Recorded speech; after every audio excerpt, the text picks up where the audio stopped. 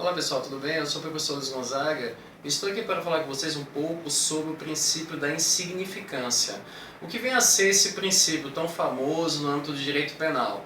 A insignificância nada mais é que o direito penal ele busca apenas tratar de condutas que venham causar lesões graves a bens jurídicos, não aquelas condutas que causem lesões mínimas e reprovabilidade mínima ao bem jurídico. Então, por exemplo, se eu furto uma caixa de fósforo, né? Então, sem dúvida, há uma tipicidade formal, certo? Né? Ou cometer um crime de furto, né? Subtrair coisa ali móvel, sem violência, grave ameaça, enfim.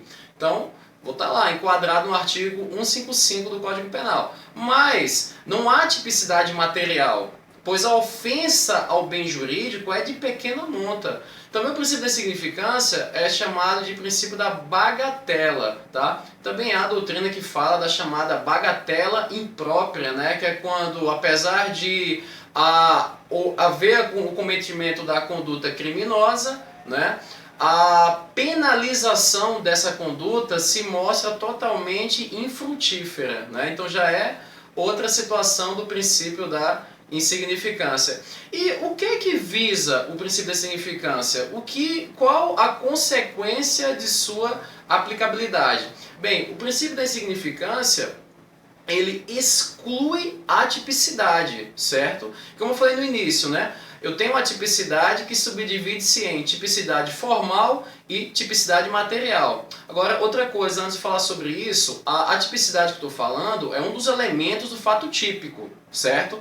Pois os elementos do fato típico, no âmbito do conceito analítico de crime, né? Aquele que todo mundo conhece, né? Conduta, resultado, nexo causal e a tipicidade. E essa tipicidade, né, subdivide-se em tipicidade formal e a tipicidade material. E é justamente na tipicidade material que o princípio da insignificância irá atuar, pois ele exclui a tipicidade material. Então, logo, exclui a tipicidade, que consequentemente excluirá o fato típico e não haverá crime. A conduta será atípica, certo? Ela será atípica. Então, o princípio da insignificância ele exclui a tipicidade, certo?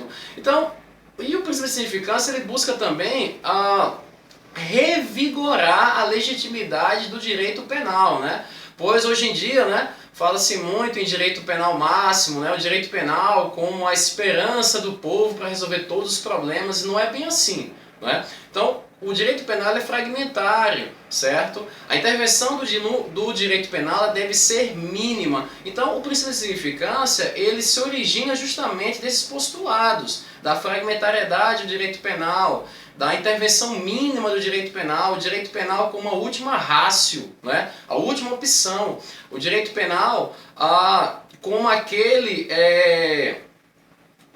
que só vai cuidar dos bens jurídicos mais importantes da sociedade, não de todos os bens jurídicos, né, no âmbito do ordenamento jurídico como um todo. Não é isso o objetivo do direito penal, tudo bem? E outra coisa, a princípio da insignificância também busca restringir, né, a atuação do direito penal, né, sem dúvida alguma. Pois o direito penal ele tem de tratar de lesões graves aos bens jurídicos, né?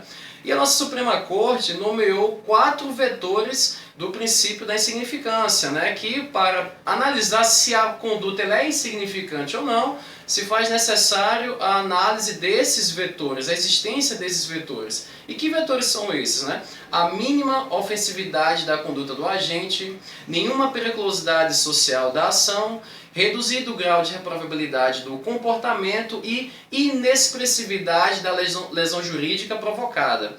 E além desses 4 vetores, o STF também leva em consideração para a não aplicabilidade do princípio da insignificância a reincidência ou habitualidade do agente na prática criminosa.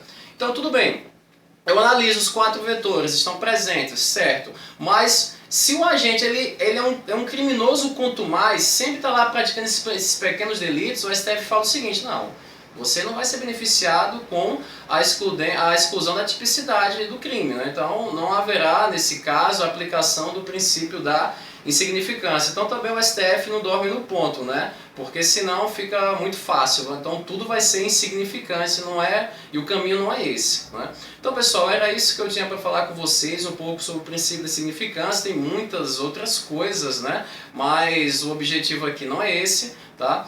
A minha fanpage @gonzaga.direito, o meu Instagram prof.luizgonzaga. Muito obrigado pela atenção de vocês e fica com Deus.